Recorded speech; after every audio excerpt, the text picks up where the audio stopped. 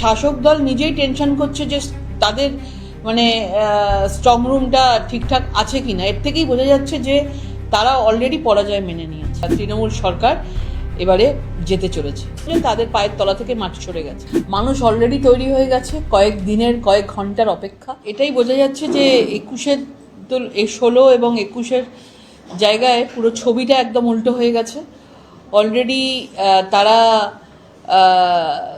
বিরোধী পক্ষ হিসাবে তারা যেভাবে ব্যবহার করতে হয় সেইভাবে ব্যবহার শুরু করে দিয়েছে। বোঝা যাচ্ছে তাদের অ্যাটিটিউড দেখে, তাদের কথা বলা দেখে, তার ভঙ্গি দেখে বোঝা যাচ্ছে।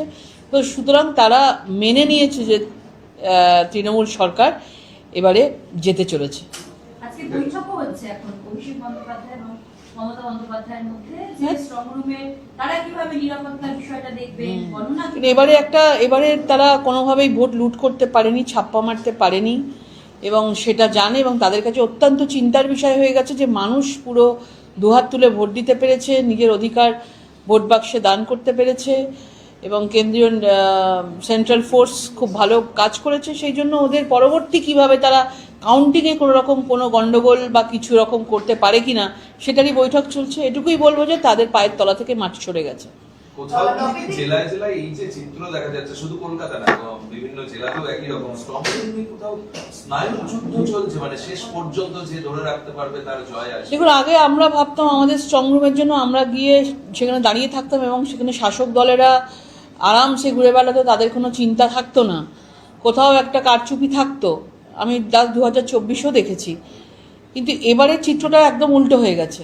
শাসক দল নিজেই টেনশন করছে যে তাদের মানে স্ট্রং রুমটা ঠিকঠাক আছে কিনা। এর থেকেই বোঝা যাচ্ছে যে তারা অলরেডি পরাজয় মেনে নিয়েছে। ফলতায় আরেকটা সন্দেশখালি দেখা যাচ্ছে। লকেটলি ফলতার মহিলারা তারা বলছেন, হিন্দু মহিলারা যারা রয়েছে তাদেরকে নাকি ঘর ছাড়ার হুমকি দেওয়া হচ্ছে এবং তারই সঙ্গে বলা হচ্ছে ঘরে 5 বছর পরে ফিরতে।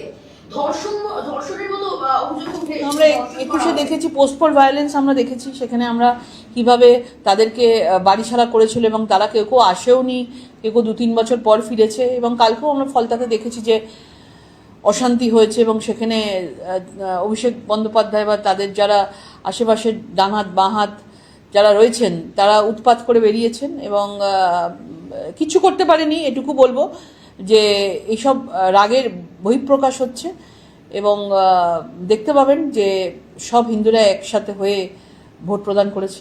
লকেটলি সন্দেশখালিতে দেখা গিয়েছিল তৃণমূলের দাপুটের নেতা শেখ শাহজাহান, শিবু হাজরা, উত্তম সর্দারের মতো লোকজন।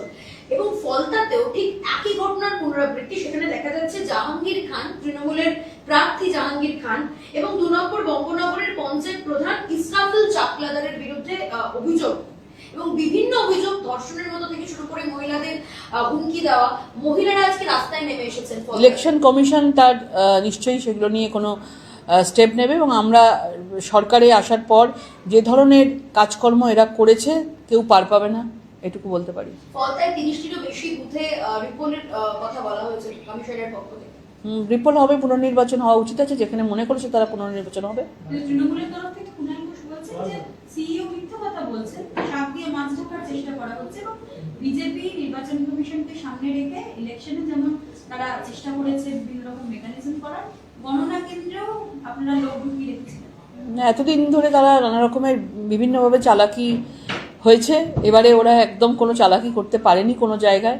প্রত্যেকটা খুব সুন্দর সুষ্ঠুভাবে নির্বাচন হয়েছে, মানুষ তাদের ভোটাধিকার প্রয়োগ করতে পেরেছে এবং সেই জন্যই তারা নির্বাচন কমিশনকে এবার সত্যিকারের ভয় পাচ্ছে। দেখুন, যারা নির্বাচন কমিশন একটা নিউট্রালভাবে তারা এসেছেন, তারা তাদের একদম তাদের কাজ করতে এসছে। এখানে আমাদের তো কোনো রকম কোনো টেনশন হচ্ছে না, সাধারণ মানুষের মানে খুব খুশি হয়েছে তারা। এবং তৃণমূলের এখানে এত জ্বালা যন্ত্রণা হচ্ছে, পরিষ্কার বোঝা যাচ্ছে যে নির্বাচন কমিশনের এই সক্রিয়তাকে এবার ওরা ভয় পাচ্ছে।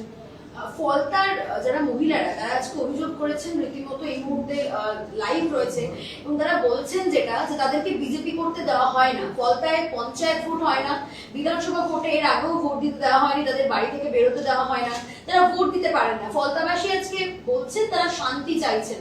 এই বিধানসভা ভোটেও তাদেরকে হুমকি দেওয়া হয়েছে, যারা বিজেপি করেন তাদেরকে নাকি চৌঠা মেয়ের পরে দেখে নেওয়া হবে। আমরা এইটুকু আশ্বাস দিতে পারি, ভারতীয় জনতা পার্টির সরকার আসছে, মানুষ অলরেডি তৈরি হয়ে গেছে, কয়েক দিনের কয়েক ঘন্টার অপেক্ষা।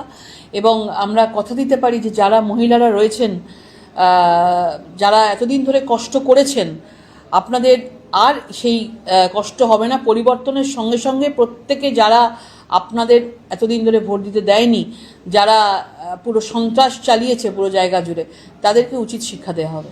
এত